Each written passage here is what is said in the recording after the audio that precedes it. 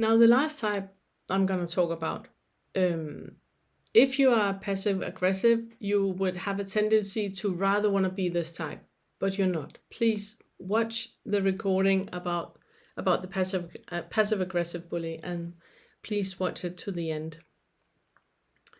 The last type I would like to talk about is the chameleon. And the chameleon is the one that is altruistic. The other two are selfish and egoistic. And the difference is that you have a tendency to dissolve, to completely annihilate yourself. You have no idea of any needs that you have, any wants that you have. Your theme is that you feel uncertain. You're very, very doubtful. And you are the reason why I'm talking about these 3 toxic starting points that we have, because you belong here in doubt. The majority of issues you have in your life is about doubt. It's about that you're always uncertain. You're always comparing with other things, and you're always very much in your head. You have the skeptical doubt about everything. You have the emotional doubt about everything. And you're very, very uncertain about everything. The way that you get your way in the world is by not getting your way. It's by being toxic altruistic, which means that you're morphing into what you believe other people would like for you to be, or you are blending in, or you are accommodating, which means that you are never ever being met, and that's how you actually prefer it. You prefer not to be met. You prefer not to be seen. You prefer to blend in and not stick out in any way. So your issue is being in the world, which means that your symptoms are symptoms where it's an issue of being in the world, which means that you are the one with allergies. You have food allergies, you have environmental allergies, fabric softener, E-numbers, preservatives in food, pollen, grass, animals, dust. You have allergies for basically everything. You have asthma, you have lung issues where you create phlegm. You have a low immunity in general, so you always need to be careful. You always, catch whatever is going on in the neighborhood. You always get that. You have different phobias because it's about being in the world. So normal things of being in the world, you have phobias about. It can be phobias of firework, spiders, acrophobia. It can be like any kind of phobia. And you have OCD. You have a tendency to OCD where things need to be very sorted in different ways. Things need to be done in a different way. And it's only for you to get that sense of structure that you haven't got, because you have no boundaries. That you're morphing in and out of being, depending on who you're with. There's no clear, solid surrounding around you. You're very scattered in many ways. And where the others have a tendency to either be in the future or be regretting about the past, you just have an issue with life. You just have an issue with being in life. Not particularly about the future, not particularly about the past, both, but also very much right now. There's that jolting back and forth all the time. It's that issues with being in life in general that is your issue. And that is why you have no idea what you need and what you want. And if you know what you need and what you want, and other people want something else, you will accommodate right away. No questions asked. You're the one that is always there for other people, and they always ask you because you always say yes, and you are happy to do it. There's no martyr in it at all. And this is where, if you are a passive aggressive bully and you think that this is where you are at, this is one of the things that is proof that you're not here. Because the real chameleon is not even aware that they are suffering. They might know that things are not great, but there's no entitlement into things being better than what they are. Whereas if you're passive aggressive bully and you think you're here, then you tend to be a martyr and everybody knows it. You are never ever suffering in silence. Everyone knows that you're suffering. So if everyone knows that you're suffering, if people know about your illnesses and your diseases and your struggles in life, you're not here. You need to listen to the recording about the passive aggressive bully. That's where you're at. Because if you're a chameleon, you have completely annihilated yourself. That you don't exist. You don't have any need. You're not even aware of your needs. So therefore you can never make anybody aware of what you need because you don't even know yourself. Whatever you might know that you would like, or you have a need about, or you have a want about, if anybody else wants something else, then you accommodate right away. There's never a putting you first. It would make sense. You would feel so guilty if you did that. So you would never ever do that. You would never do that. You might even have sensations of shame whenever you have a need or bodily sensation or want or anything like that. You might feel shame about what you are experiencing. Basic needs, and you feel shame. You feel guilty about other people needing to hug you. If you need a hug, you wouldn't ask about that. You will get a teddy bear and hug your teddy bear. And you tend to have issues in the upper part of the back. So this part here, but in the back. And that is thoracic part. So it's the mid back. So you have issues with the thoracic part. And it goes from around T3 to T10. And it's the sacral joint as well. That's where you have issues. So it looks like you're carrying around a backpack. And your vocabulary is very much about explaining. And the reason why you explain is because you need to justify. You're justifying everything. Every time you have a need for something, you justify why you have the need, and you apologize a lot for having the need, for any kind of inconvenience that other people, that they have with you having that need. You apologize and you justify why it's like that. You prefer for not to have the need, and you are willing to completely sacrifice all your ideas, everything you would like. You gladly and truly and honestly would like to sacrifice that for the other person to be more happy. Which means that you have a lot of self-blame and a lot of self-shame. It's rarely about other people. You are not the type that blame and shame other people. You're not the type that do that. You do, however, blame and shame yourself for everything. Everything is your fault, always. But it's not done with the martyr way. Again, it's not why you do it. You do it because you sincerely believe that that is how it is. A lot of people that are in the chameleon were raised by bullies. So you're completely believed when you were shamed, or when there was complaining about you or blaming about you. You completely believed that. And that's why you became the chameleon.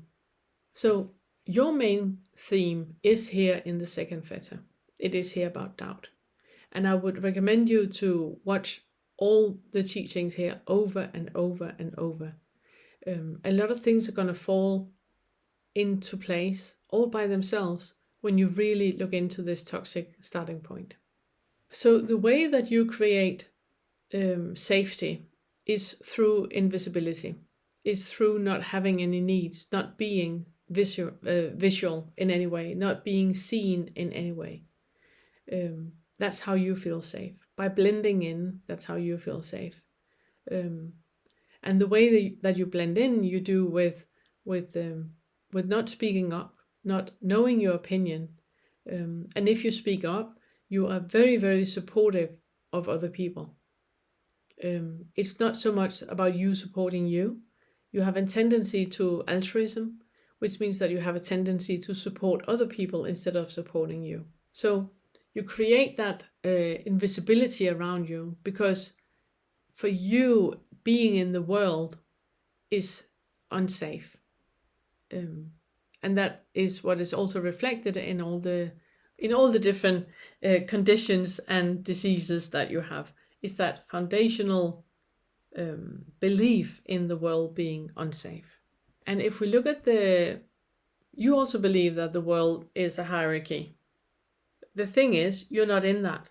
You're not included in that. The others are there, and the others have needs. They're there. You're somewhere over there.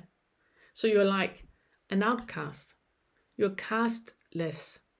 You don't belong in that. You have no right for any of the needs that you have. You have no right to put your foot down, and you probably wouldn't even think about putting your foot down. And the problem is that for you, it's really difficult to ask. You would never ever dream of asking to have your needs met because you have no idea what they are. You have no idea what they are. If you feel it, it's not counting at all. So there's no awareness around the needs that you have. So everything revolves around avoiding a conflict. So the main focus is to make other people happy, or to have other people undisturbed, for people to, achieve what they want to do, and you're super, super supportive about that, and you never ever ask for them to support you. It doesn't even occur to you that you could do that. It's utterly absurd. And if you are in any kind of conflict, or if you're really, really pushed into displaying a need, into saying what you really, really want, then you will react with either flight or freeze. Where the aggressive bully, is reacting with fight, you don't. You either freeze in a complete deer in the headlight, or you run. You run. Flight. Just out of there. Where the other ones, they wanted to be seen or to be heard, you would like to be ignored. Yeah. And the things that I would like for you to be aware of and to bring awareness to is that foundational belief that you have, the world is not safe and you're not safe, and that every need that anyone else has is more important than yours. I would like for you to connect with you by doing just sitting meditations. So connect with your body, and then you just sit. You're practicing being. It's what you need to practice. It's just being. So just sitting. Another exercise I warmly can recommend you, and that's great if you have a partner or if you have a really good friend, someone that you trust, and it's to sit with the other person and breathe with them. So you might sit back to back, you might sit front to front, but the most important thing is that there's a connection with the other person, and then when you inhale, they inhale, and when you exhale, they exhale. So you just sit and breathe with the other person. That is practicing being in the world with other people on par, on equal terms with the other person. I would like to make you aware that it's super, super provocative to do that, because you are so clearly, on a really subconscious level, you're being made aware of the right that you have to be.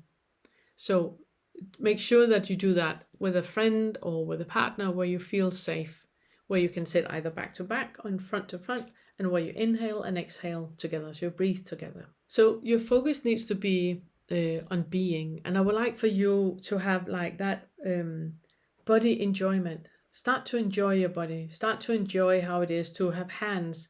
Enjoy how it is to have feet. Enjoy how it is to move. Any kind of movement that you do, I would like for you to do it slowly. So it's like yin yoga, qigong, tai chi, very, very slowly movements where you're very much aware of being and being.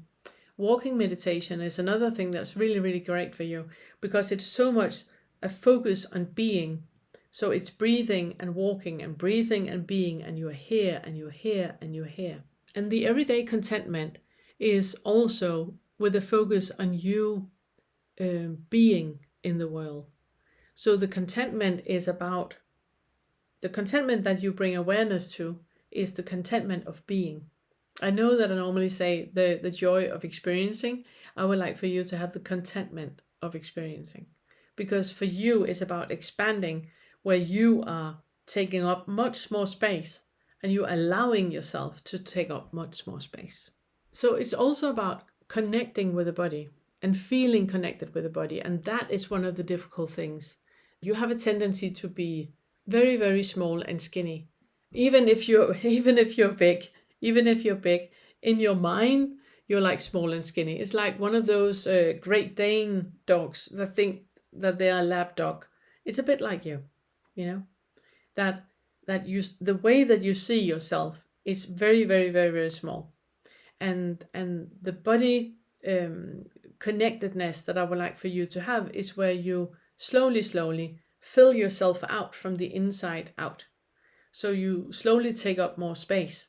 And that can be exercises where you're stretching out, twirling around with your arms out to the side, anything where you're making yourself big. Oops, where you're making yourself big.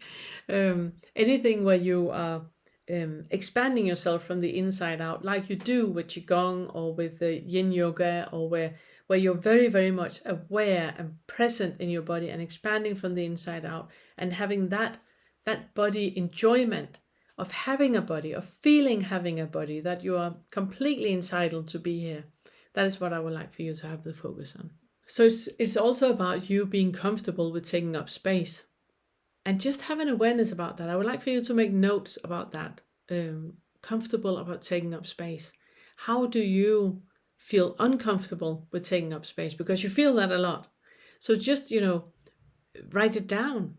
Make it aware towards yourself. All the different ways that you feel uncomfortable with taking up space. So you start to be comfortable with taking up space. And then start to practice enjoyment. Enjoyment is a big one for you. You tend not to enjoy your body, you tend not to enjoy your food, you tend not to enjoy life, you tend not to enjoy it because you don't feel, as a castless, you don't feel the right for that. And it's not even when I'm sitting and saying it, you go, it's not like that at all. But if you really, really look into it, you will see that, oh my goodness, there are different rules that apply to me than to others. Others are supposed to have their needs met. Why am I not supposed to have my needs met? That might never have occurred to you. So it's that completely dissolving yourself that you need to become aware of and create more space for. And the sentence that I would like for you to have is, I love myself, I'm here. I love myself, I'm here. And create space to you actually being here. And by that, you're dissolving the toxic starting point, where you have an underlying belief that you're not supposed to be here. You are. You're supposed to be here, and you are here. A lot of issues in your life, a lot of doubt in your life can be dissolved with you having unconditional acceptance to what is. And that means that whatever is, you accept that it's there. If it's something that you do not want and you can't accept it being there, then have acceptance to not accepting it. So it's just creating that space for whatever is there. It's completely fine. It does not need to change. The doubt that I feel in me is completely fine. I'm accepting that I'm so full of doubt. I know that the underlying feeling is about shame, guilt, anger, fear. It's something about that. I have an underlying belief that is something about that. I don't really know what it's about. I'm not really sure I want to know what it's about. But I'm just, this is how it is. I'm completely accepting this is how it is. And I'm not doing anything about it. And by creating that space, that unconditional acceptance to whatever is, a lot of it is going to dissolve itself. And it's not like you're opening up for an avalanche of fear, let's say, or guilt. You're not opening up to anything, it's already there. You're just not looking in that direction. And it's like having a headlight on, it's completely darkness around you, 360 degrees darkness. And then you have a headlight on. Whatever the headlight is looking at is what is, becoming a lit, something you can see. But everything else is still lying in darkness. So the only thing you do with unconditional acceptance is just pointing your headlight in that direction. Okay, this is what it's about. I know now this is what it's about. I'm not doing anything about it. I'm just accepting this is how it is. But the ego do not want things to be as they are. The ego always wants more, higher, faster, So the ego has that foundational feeling of I am not, I should be. That is like the foundational mentality, which means that what is here right now is not okay. I want something else, This feeling of shame that I have, I do not want to feel shameful. I do not want to feel shameful. Now I'm going to find out how I can avoid feeling shameful, either by manipulating you or bullying you into doing what I want you to do so I don't feel shameful. Then I don't need to work with it myself. You are the one with the problem. You need to work with it so I don't have to look at my shame. Or I completely just refuse, that there's anything to look at. I do not want this. I do not want to feel shame or guilt or fear or anger. I don't want to feel any of those. So now I'm going to divert my attention with lots of different things.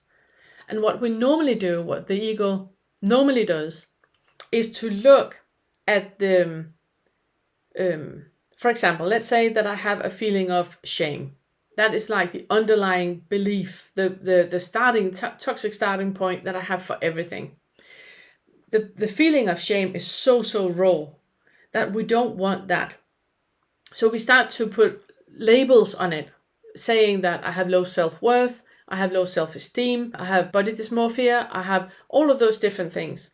And those are the things that the ego wants to work with, which means that I have low self-worth, which means that, if I lose weight, if only I become enlightened, if only and then we do that, then we work on that, do an exercise regime, do a diet regime, do all the different things, remodeling at home, all the different things that we do, because we do not want to look at the real underlying belief, which is about shame. So the ego pretends to do a lot, taking courses, going to therapy, doing all of these different things to really get to the root of the low self-worth that I have, to the low self-esteem that I have. My boundaries are so bad now. I'm really going to work with the boundaries. It's just aversions.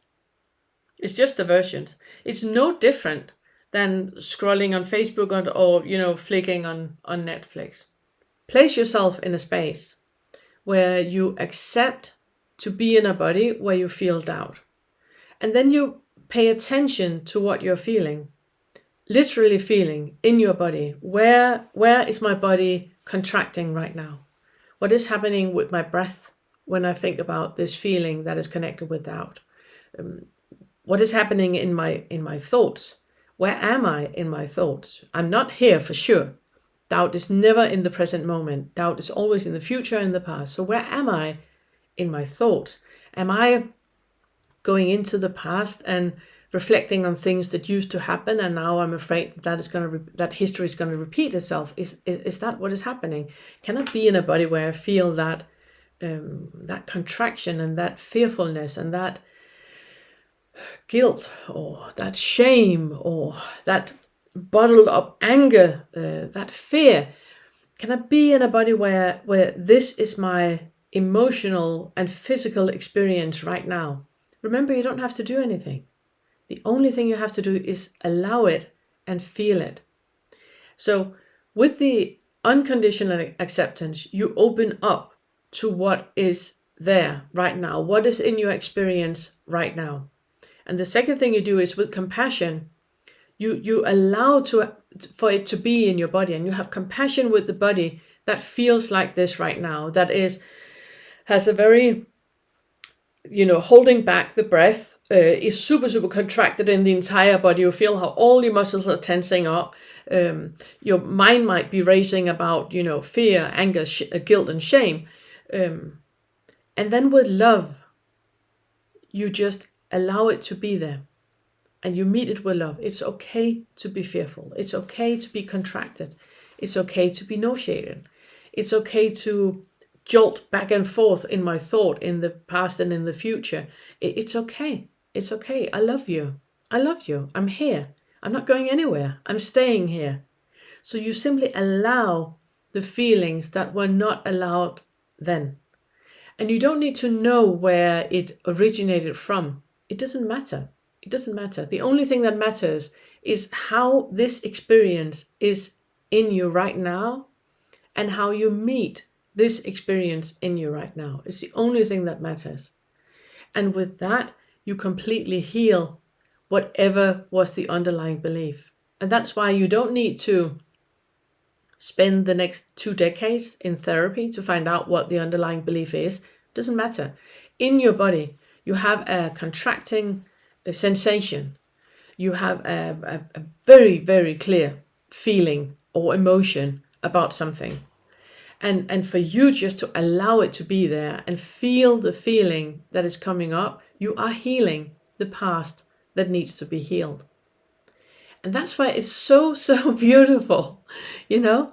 And it's also where it doesn't matter what it's about, you know? Whatever is what it is. It's completely, completely fine.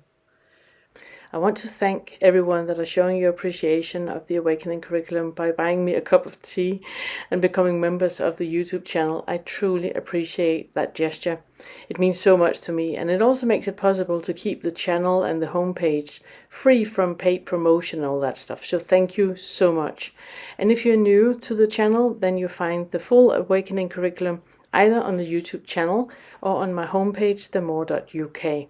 The Awakening curriculum is a free resource for you to use the FetterWork in resolving the effects of trauma and integrating insights of non-self and non-duality into your daily life and become awake.